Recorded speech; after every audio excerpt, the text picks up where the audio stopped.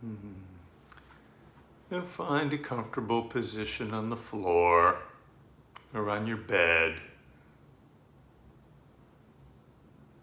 Comfortable is key. And you can have your legs straight or you can have your legs bent. It's best to have your legs slightly bent, either your feet flat in constructive rest position or else your knees under a bolster, but you can choose.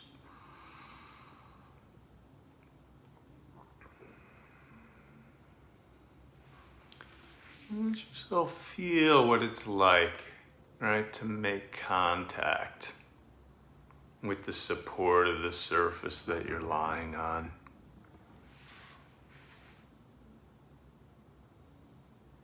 Yeah, the body is like a star,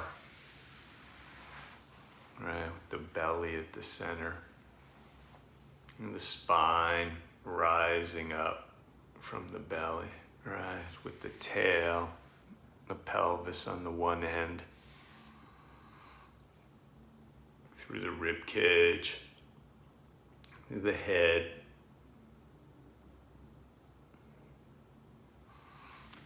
in the center line, 2 shoulder blades, 2 arms extending out from the torso, becoming forearms, becoming hands. 2 legs extending out from the pelvis, bending at the knees,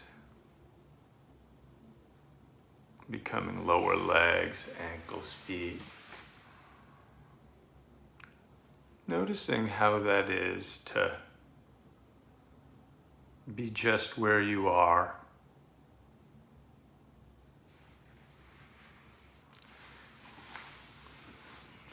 Feeling the support of the surface that you're lying on, and through that with the earth below you.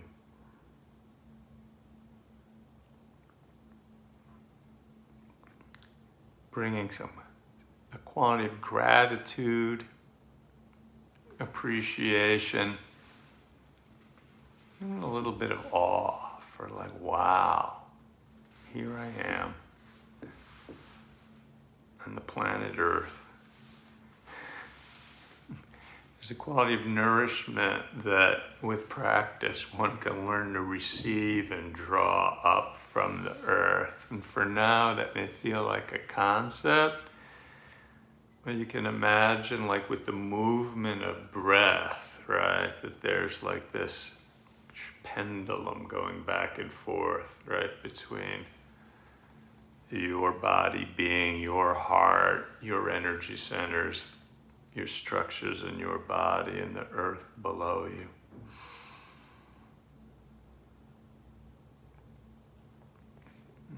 Take a few moments to open to that.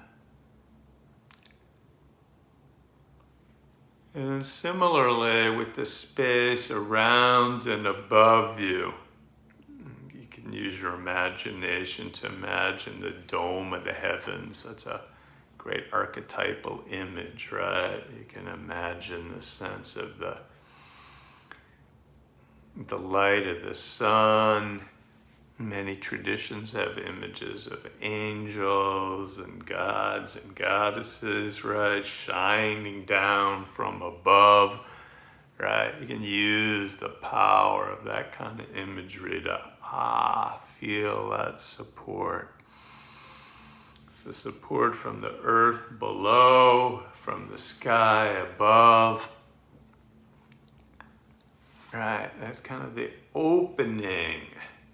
He's creating these openings from that challenge of being a separate self with our particular problems into that sense of that, right, being held by the web of life itself above and below.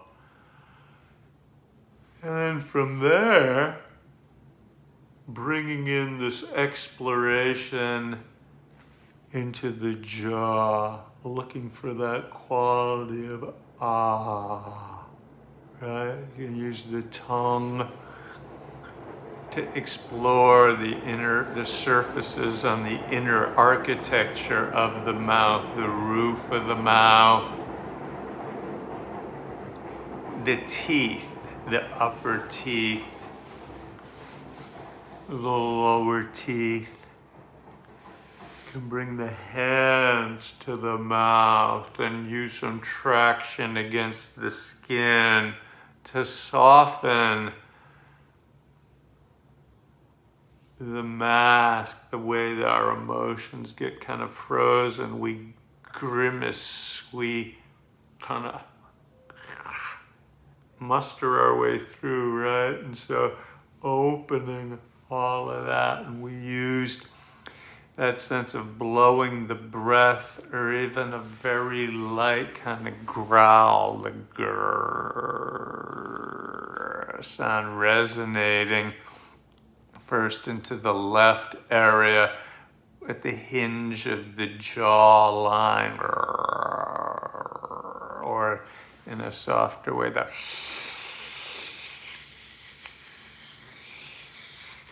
left side and then right side at your own pace. And then noticing, right, as you're doing that, inviting a quality of a yawn. And bring the hands to the lower rib cage, wherever it feels comfortable and soothing, right there on the breastbone, right? These places right in the middle of the breastbone.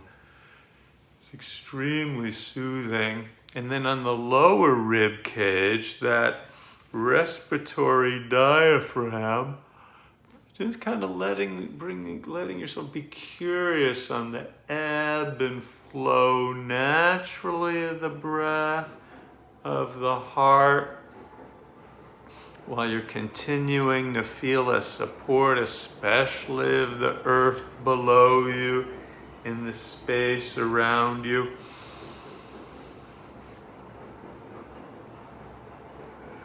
And if you can find your way where the exhale is longer than the inhale, that's one of the primary ways to add some self-soothing to your nervous system. So with the mouth,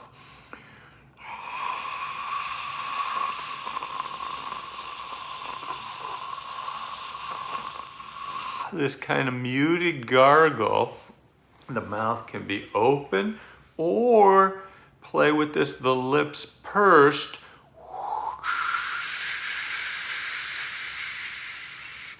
You're starting to engage very gently the abdominal muscles, so that with the slight squeeze of the abdominal muscles, it's like a, what do you call it, an eyedropper. And then when you, after the squeeze, the air can come in. So you're going to want to do this very gently. A few rounds of breath and then rest. And the practice that we did on our call on Friday morning, it only took you a few rounds of breath to get this deep letting go.